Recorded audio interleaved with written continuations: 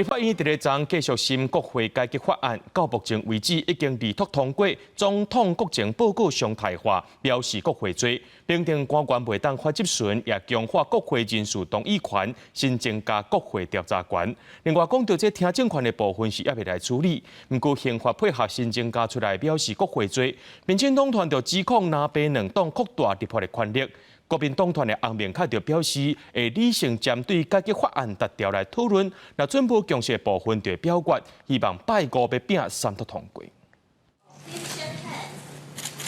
立法院长韩国瑜日接见法国国会庆贺团，针对国会改革法案，朝野爆发冲突，甚至引起了甲国际新闻。韩国瑜致辞的时阵特别话讲，爱对台湾的民主有信心。我们三党委员每个都笑眯眯的在这里，所以我们对外是非常友善热情的，对内会有一些冲突，但是相信台湾的民主会有自我疗愈的。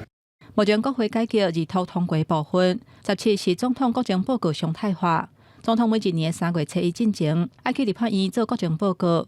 21新增加表示国会做，命令官员袂当反质询，被质询前袂当拒绝回答，拒绝提供资料等等的行为，那违者会当罚20万的罚款。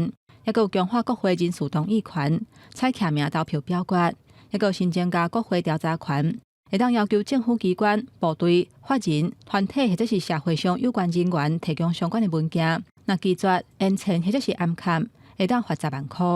这个就是比耐力、比脑力、比意志力。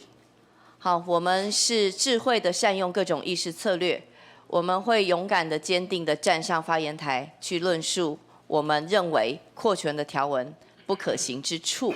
刘洋指控讲，若被联手扩大立委的权力，未来手握调查权，恐惊会甲人民假入来引起政治斗争。家立法院长韩国瑜发声，就争议法案做协商。国民党洪明凯表示，已经有拜24要继续来审国会改革法案，要拼三读通过。也那民众党吴国昌认为讲，议事敢会顺利，拢伫赖总统的意念之间。民进党团真的有比较好的版本，我们也绝对会支持。既然如此的话，能不能有更有效的整合意见，来往同样的一个方向修法来迈进？我们还是期待在这个礼拜的院会就能够三读通过。他到底希望台湾的国会是所有的立法委员，大家坐在位置上好好讨论，还是他希望继续的纵容民进党的立委，以抢夺主席来瘫痪议事为手段？那着白日伊暗时伫议场内底对徛，立法院外口嘛有几个公民团体组织伫遐，毋惊风雨来抗议黑箱作业。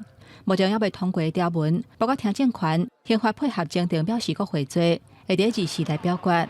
公民团体嘛招民众各一届行去街仔路，要求退回重审。记者综合报道。